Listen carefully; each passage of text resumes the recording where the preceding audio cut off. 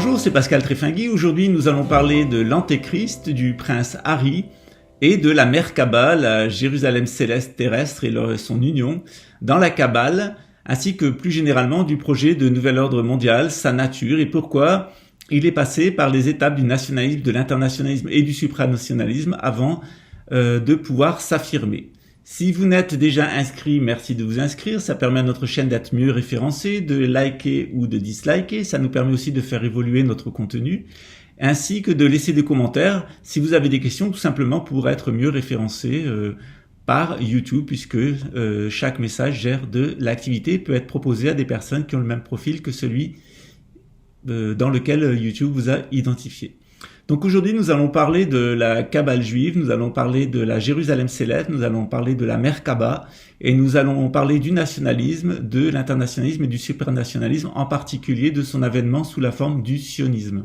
Je sais que c'est une vidéo qui est très attendue, elle est un petit peu plus complexe que les vidéos précédentes, donc en préparation, je vous demande de regarder les vidéos sur par exemple le programme Aurore Rouge, Blue Strike, et Sakara qui vous permettent donc de mieux comprendre ce dont on va traiter aujourd'hui. Donc aujourd'hui, on va un petit peu plus rentrer dans la tradition judéo-maçonnique et égyptienne.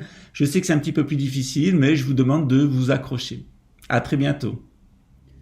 Tout le monde se rappelle donc de la pyramide du nouvel ordre mondial qui est issue du nomadisme. Donc comment ce groupe autour de Dan, de nomades, ces 12 nomades autour de la tribu de Dan, donc la tribu de Dan, elle vient d'Égypte, puis elle passe ensuite par où elle pratique la religion égyptienne. Ensuite, elle passe par la Judée, où elle va pratiquer le judaïsme et rencontrer des difficultés avec les autres tribus d'Israël à cause de ses tendances sédentarisantes. Et puis ensuite, elle va être incorporée à la tribu de Juda, et au final, elle va partir vers la France, où cette tribu de Dan va nourrir toutes les grandes familles royales qui vont porter le christianisme jusqu'à la forme ultime de christianisme qui est l'anglicanisme, donc le protestantisme anglo-saxon. Et ce protestantisme anglo-saxon, c'est lui qui va financer les trois grandes idéologies du XXe siècle, les trois grandes idéologies démocratiques, c'est-à-dire le nationalisme qui est intégralement financé, par exemple le nazisme qui est financé par Wall Street et par la famille Ford, IG Farben et de Dupont de Nemours, toutes les grandes familles qui sont liées à ce groupe des 13 Illuminati, donc qui sont des chrétiens protestants, eux vont financer donc le nationalisme. Ils vont également financer l'internationalisme, donc Marx et Engels vont être payés pour formuler une nouvelle doctrine sur la base d'une falsification de la doctrine platonicienne afin de l'offrir au peuple en concurrence au catholicisme. Et puis ensuite, on a une dernière idéologie qui est aussi financée par ce groupe des 13 Illuminati, donc en particulier les Rothschild. Donc je rappelle 500 000 milliards d'avoirs qui, eux, vont, avec l'accord de Balfour de 1917 qui va faire durer la guerre de 14, 2 ans de plus, puis la création de l'État d'Israël après la Shoah, qui a été organisée conjointement par le mouvement sioniste et le mouvement nazi, qui ont scellé leur accord par l'accord de transfert de 1933 entre Adolf Hitler et la Banque de Londres et la famille Rothschild, donc pour la création de l'État d'Israël en 1948, donc qui avait été déjà planifié en collaboration avec les nazis. Donc maintenant, nous allons voir pourquoi donc le nouvel ordre mondial s'appuie actuellement sur le sionisme.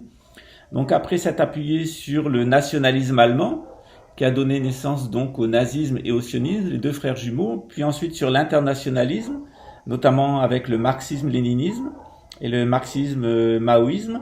Et puis ensuite, donc, on a le sionisme qui donc est toujours financé par les mêmes et qui doit amener à cet avènement du gouvernement mondial. Alors, si on veut comprendre ce qu'est ce gouvernement mondial, il suffit d'étudier la pyramide, c'est ce qu'on a fait dans les postes précédents.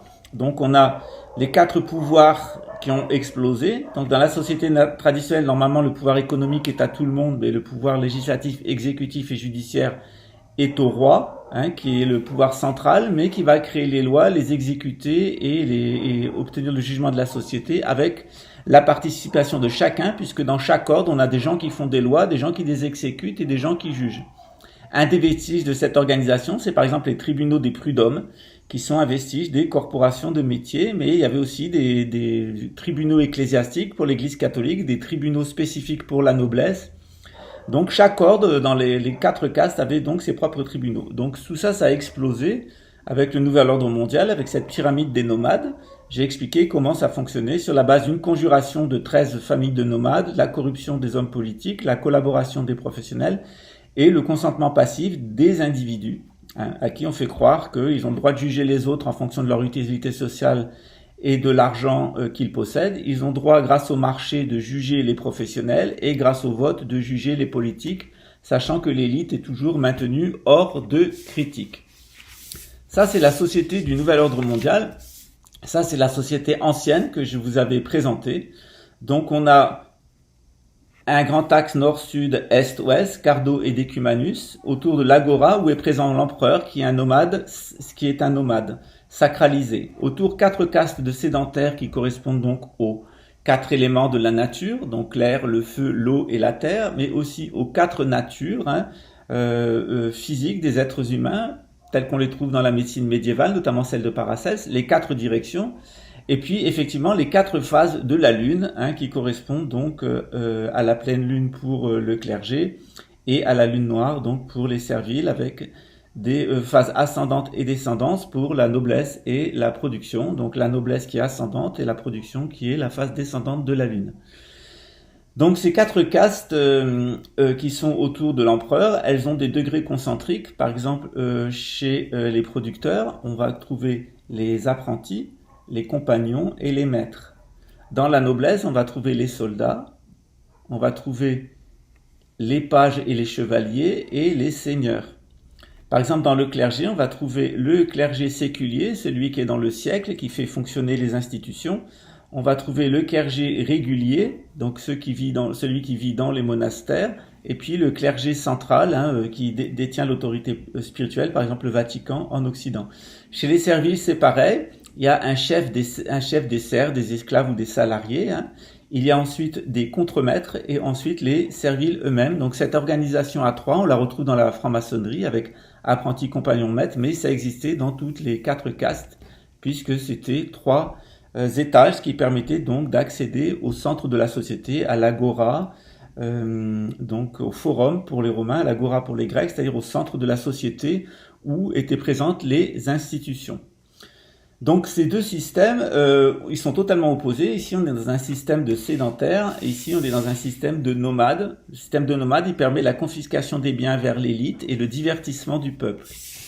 Le système ici des sédentaires, il permet la conservation de la société à l'intérieur de ses murs et ses rapports avec l'environnement.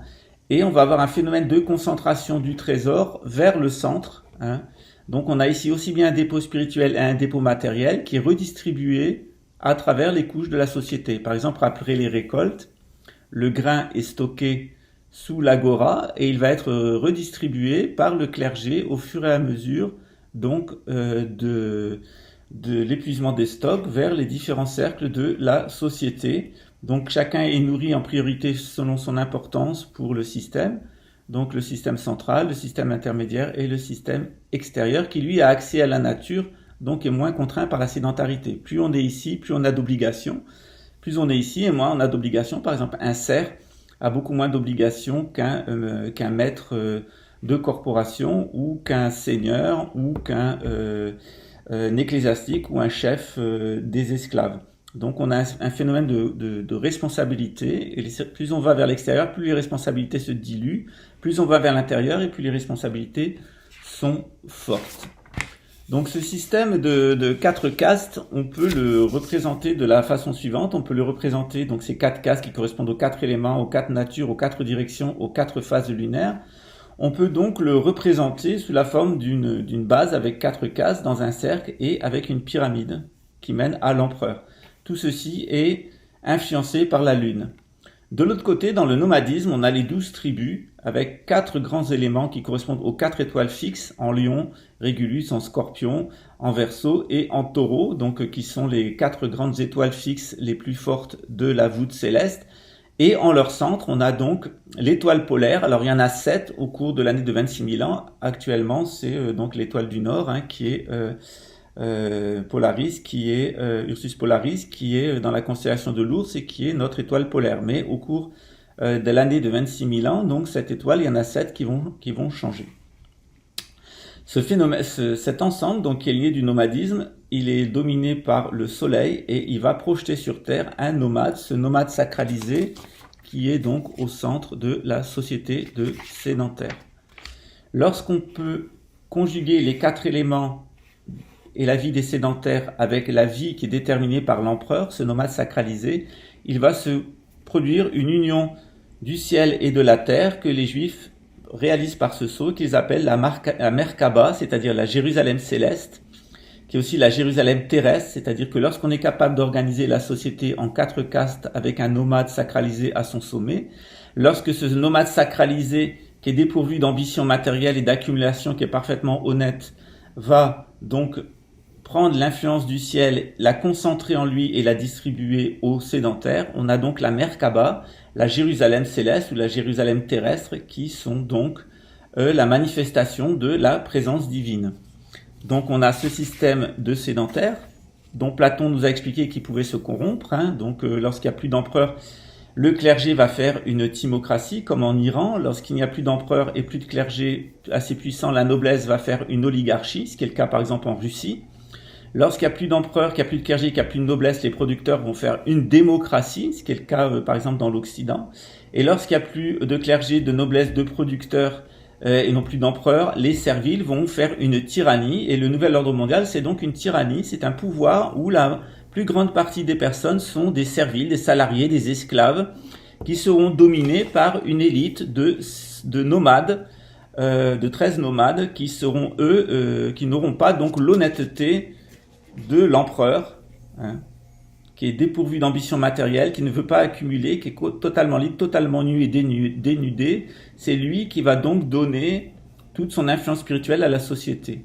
Lorsque le système se corrompt en nomadisme dévié, on a un système où, en fait, toute la richesse va vers cette élite de 13, les chefs de clan, les 13 chefs des clans. Donc voilà l'explication pour les deux systèmes. Alors le nomadisme en soi, il mène toujours à ce système, c'est un système qui est basé par l'individu, une élite qui va accaparer, c'est le défaut du nomadisme. Le défaut de la sédentarité, c'est ce phénomène qui a été décrit par Platon dans le livre de la République ou de la justice, où on a un phénomène de corruption. Donc on va avoir la timocratie, l'oligarchie, la démocratie et la tyrannie qui vont amener la destruction de la société et sa nomadisation. Donc on est actuellement dans un processus de destruction totale de nos sociétés sous l'influence de ces 13 familles de nomades qui sont en train de la détruire totalement, de confisquer tous les biens et qui veulent zigouiller tous les sédentaires. Tous les gens qui sont restés sédentarisés vont être zigouillés dans la Troisième Guerre mondiale et la Grande Guerre civile généralisée qui devrait tuer 7 milliards d'individus selon les plans inspirés à cette élite par Satan.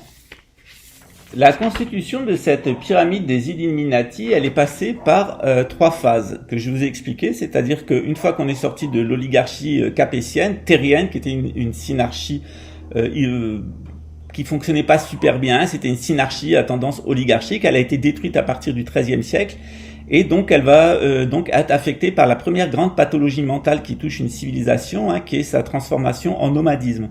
Donc la première le premier grand trouble psychologique qui est apparu en Occident, c'est le nationalisme. Alors, qu'est-ce que c'est le nationalisme ?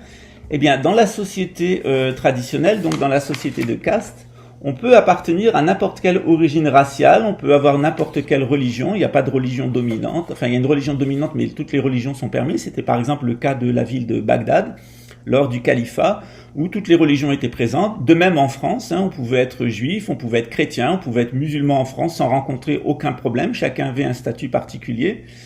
On pouvait aussi pratiquer la sorcellerie, par exemple, jusqu'au XIIIe siècle, on ne brûle pas de sorciers, etc. Ça apparaît à partir de l'Inquisition du XIVe et du XVe siècle. Donc au Moyen-Âge, souvent on l'ignore, mais il n'y a pas d'inquisition, en fait, il n'y a pas de police des cultes, on ne persécute pas les gens pour de l'hétérodoxie. Cette volonté de persécuter les gens pour leur sexualité, ça apparaît pour leurs pratiques religieuses, ça apparaît à partir du XIVe siècle, notamment avec l'affaire des Templiers, où pour la première fois, on accuse les gens d'avoir une religion hétérodoxe, d'être homosexuels, d'aimer l'or, de vouloir convoiter le pouvoir. Alors ça, c'est vraiment une accusation qui est typique, et elle est formulée par les nationalistes qui sont autour du roi Philippe le Bel. Alors Philippe le Bel, oui, c'est le fondateur de l'État français national, comme nous le dit la République à l'école, parce que justement c'est la première manifestation que ça fonctionne pas bien dans la société française, et donc c'est le début du nationalisme français. Alors ce nationalisme français, c'est une maladie de la civilisation qui va vers le nomadisme, donc et qui va s'accroître de plus en plus et qui va justifier par exemple la colonisation. C'est la preuve que la société française s'est effondrée, qu'elle a besoin de s'exporter sous la forme d'une nation et non pas d'un empire, et donc elle va le nationalisme en fait, la colonisation est le fruit du nationalisme. Ensuite, une fois que le monde entier a été transformé en nation au XIXe siècle, on a pensé à l'internationalisme. Donc, comment faire cohabiter ces nations les unes avec les autres sans qu'elles soient constamment en conflit? Mais c'est là où a eu l'idée d'une internationale. Alors, comme on était dans l'époque de domination des producteurs, on a pensé à une internationale ouvrière. Donc, c'est les internationales marxistes. Donc, comme on rejette la noblesse qui a perdu le pouvoir, comme on rejette le clergé qui a perdu le pouvoir, comme c'est les démocraties qui dominent désormais, c'est-à-dire la caste des producteurs, on pense à une internationale des producteurs. Donc, c'est les deux grandes internationales marxistes, prolétaires, travailleurs de tous les pays, unissez-vous. Donc, c'est le grand projet démocratique internationaliste. Ce projet, internationaliste, il va évidemment échouer, il va pas durer très longtemps, il va durer 70 ans, c'est-à-dire le nationalisme allemand a duré 70 ans, donc 1871 à 1943-44 avec la fin du nazisme. Donc 1917-1980, c'est la fin de l'internationale marxiste, 1917 la révolution d'octobre, 1989 la chute du mur de Berlin, 1991, donc on est dans un cycle de Mercure, donc la fin de l'URSS, et puis pareil avec le sionisme, donc qui est une conséquence de l'échec de l'internationalisme. Donc le nationalisme n'a pas fonctionné, l'internationalisme a échoué, donc on a une nouvelle proposition qui est le supranationalisme, c'est-à-dire que toutes les nations du monde seraient contrôlées par une nation, la nation juive, pour autant que ce soit une nation, on verra que non.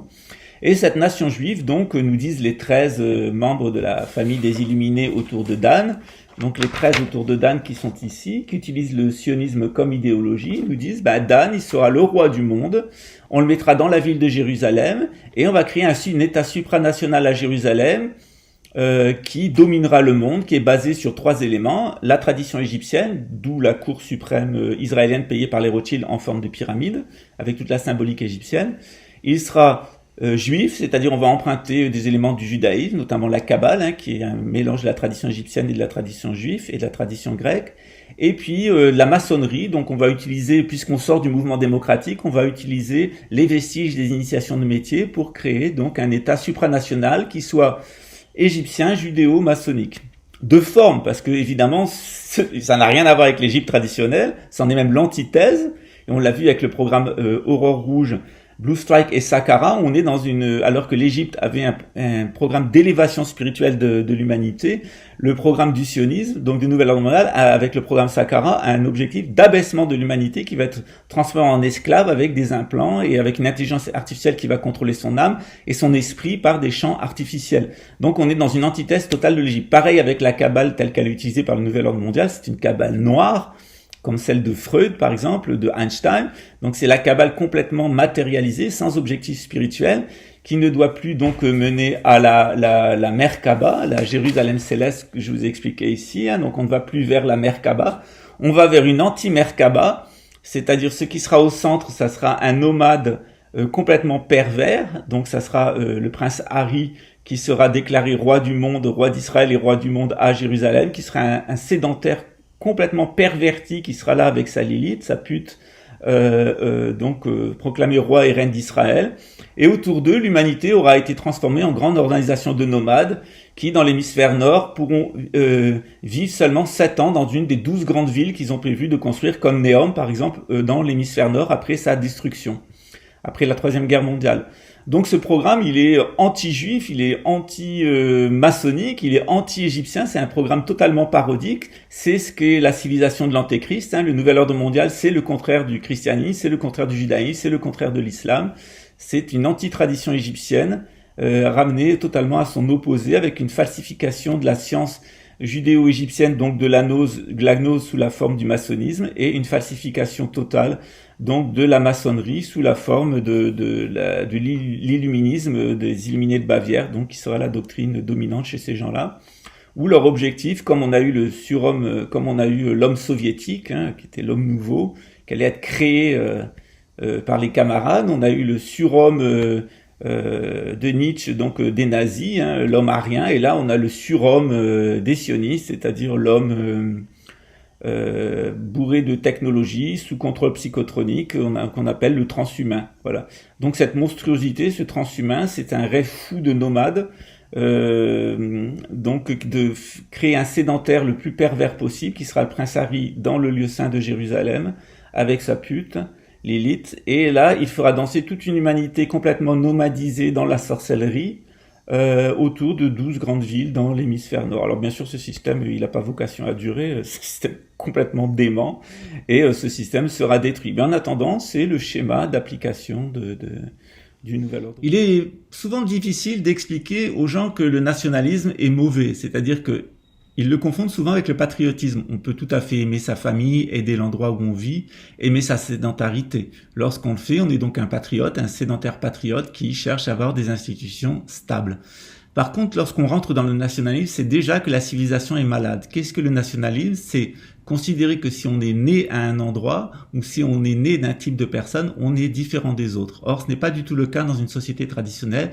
Dans une société de sédentaires, on peut avoir plusieurs religions, on peut être de plusieurs origines ethniques, mais on va se retrouver autour d'un projet de sédentarité, autour d'un nomade sacralisé, un empereur, avec un projet de sédentarité auquel on va adhérer. On va donc adhérer à la cité, quelle que soit sa religion, quelle que soit son origine ethnique, et quelle que soit sa disposition psychique. Donc c'est une société qui est ouverte sur le monde, afin de l'élever et d'amener vers un projet. Le nationalisme est un projet qui est fermé sur lui-même, qui non seulement n'aime que lui-même, mais en vient à haïr les autres. Donc cette haine, cet amour de soi et cette haine des autres du nationalisme, elle va amener donc l'internationalisme, donc un processus, une aide pour sortir de la guerre et pour pouvoir donc fonctionner entre nations. Or, on s'aperçoit que les internationalistes ont été encore plus criminels que les nationalistes. Hitler a fait beaucoup de morts, mais les internationalistes, par exemple l'Union soviétique et la Chine, ont fait beaucoup plus de morts que les nationalistes. Et les supranationalistes nous promettent de faire 7 milliards de morts, puisque le programme sioniste est indiqué au Guidestone de Géorgie, aux fresques de Bank of America, ainsi que dans les fresques de Denver International Airport, où on nous annonce donc une grande guerre civile mondiale, une grande guerre mondiale et l'anéantissement de 7 milliards d'humains, afin qu'il n'y ait plus que 500 millions d'êtres humains nomades dans l'hémisphère nord qui seront contrôlés par un centre de sédentarité irrégulier qui sera placé à Jérusalem et contrôlé par l'antéchrist en personne issu de la tribu de Dan, en l'espèce le prince Harry et sa partenaire Lilith. Donc c'est assez difficile de comprendre cette chose. J'espère que ce post vous y aura amené. Vous savez que dernièrement, le sionisme a été jugé par l'Assemblée nationale comme une forme d'antisémitisme. Alors il est assez intéressant que la gauche s'est abstenue, puisqu'elle est internationaliste, et que c'est la droite nationaliste qui a fait passer le texte. Donc c'est la République en marche a proposé ce texte, hein, il y a 84 députés de la République en marche qui l'ont voté, et par contre le texte n'a plus passé, donc criminalisation de l'antisionisme, que grâce à l'aide des républicains, c'est-à-dire de la droite nationaliste. Et là, une fois de plus, on s'aperçoit que le nationalisme et le supranationalisme, c'est-à-dire la droite et le centre, vont main dans la main ensemble, et que finalement, les seuls à vouloir les critiquer, ce sont les internationalistes. Et on s'en aperçoit d'ailleurs au niveau économique et politique. Les nationalistes et les supranationalistes ont le même projet libéral de nouvel ordre mondial et de mondialisation, auquel tentent de s'opposer un petit peu, avec les moyens qu'ils ont, les pauvres internationalistes. Donc il s'agit de défendre aucun, mais d'observer de nouveau. Cette confusion entre l'antisionisme et l'antisémitisme est vraiment un outil qui vont payer très cher les gens qui ont fait voter cette loi. Je donne très peu cher de leur peau après la libération du nouvel ordre mondial, et aussi c'est un programme qui est très dangereux pour les juifs, parce qu'en fait la quasi-totalité des juifs qui sont dans le monde entier ne sont absolument pas sionistes.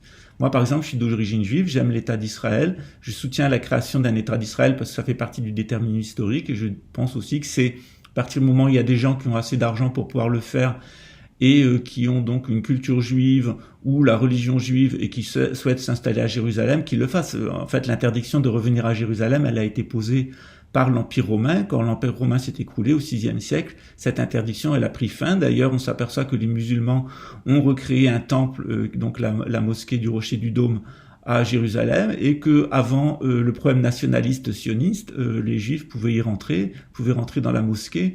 Donc c'était un lieu supraconfessionnel ou interconfessionnel plutôt, où en fait musulmans, juifs et chrétiens pouvaient venir se recueillir dans la mosquée du Dôme. C'est les sionistes justement qui ont créé les nationalistes sionistes juifs et les nationalistes arabes qui ont créé cette difficulté. Alors une fois de plus, on s'aperçoit que le nationalisme en tant que maladie mentale, c'est-à-dire que quand le califat a explosé, c'est le nationalisme arabe qui s'est imposé. Et lorsque l'empire romain germanique s'est effondré, donc l'empire prussien, en fait, on s'aperçoit qu'il a donné naissance à deux monstres, le nationalisme juif et le nationalisme allemand, qui vont s'opposer, mais aussi s'unir, puisque l'accord de transfert entre le Troisième Reich, la Banque de Londres et la colonie sioniste de Rothschild en Palestine avait noué un premier accord. Il faut savoir que Hitler a fait débaptiser toutes les rues qui avaient un nom de juif en Allemagne, il les a appelées Theodor Herzl, rue Theodor Herzl, et que il y a eu une grande histoire d'amour entre les nazis et les sionistes jusqu'à la fin de la guerre en fait. C'est-à-dire que pendant que les juifs qui restaient en Allemagne dans l'espace vital arien étaient exterminés, les juifs qui acceptaient de partir, en tout cas jusqu'en 1940, abandonnaient leurs biens à l'État allemand. La Banque de Londres, qui était richissime et liée au Rothschild et à la famille royale d'Angleterre, compensait leurs biens. Ils pouvaient immigrer tout à fait normalement et avec leur argent en Palestine. C'est ce qui va permettre la création de l'État d'Israël. Il faut savoir aussi que l'argent des Juifs exterminés en Suisse et l'argent des nazis a été récupéré par en grande partie le mouvement sioniste et a fait la fortune des Suisses qui ont donc profité du nazisme et de l'extermination des Juifs, comme maintenant ils sont un des acteurs clés du nouvel ordre mondial. Les gentils Suisses honnêtes et neutres sont en vérité des pourritures, comme j'ai pu les montrer de façon humoristique dans mon sketch sur la cuillère dans le cul de technologie helvétique. Ça paraît, mon propos paraît un petit peu violent, mais c'est pas pour rien que l'ONU, donc le principal instrument de guerre dans le monde, a un de ses sièges donc à Genève, donc en Suisse. Donc on verra lorsqu'on parlera de la Troisième Guerre mondiale quel va être le rôle de la Suisse et pourquoi elle va être entièrement protégée une nouvelle fois de la Troisième Guerre mondiale, comme elle a été protégée de la Première et la Deuxième Guerre mondiale. Non pas parce qu'elle était neutre, parce que la Belgique était neutre pendant les deux guerres, a quand même été détruite et envahie, mais tout simplement parce qu'elle est protégée par l'élite bancaire, notamment les 13 tribus, les 12 tribus autour de la tribu de Dan ont un intérêt particulier pour la Suisse. Voilà. Donc j'espère que vous m'avez compris. Dans un prochain message, une prochaine capsule, je pense qu'on en viendra à la Troisième Guerre mondiale, puisqu'on a déjà traité de la Grande Guerre civile universelle. Et puis donc on aura, je pense, assez bien bouclé notre ensemble de vidéos d'ici la fermeture programmée de la chaîne, soit d'un fait extérieur ou de notre fait, je ne sais pas encore. Et donc j'espère avoir éclairé votre compréhension de la situation dans laquelle nous sommes et de vous avoir incité à prendre toutes les dispositions pour vous protéger votre famille et de ne pas vous faire d'illusions sur ce qui nous attend.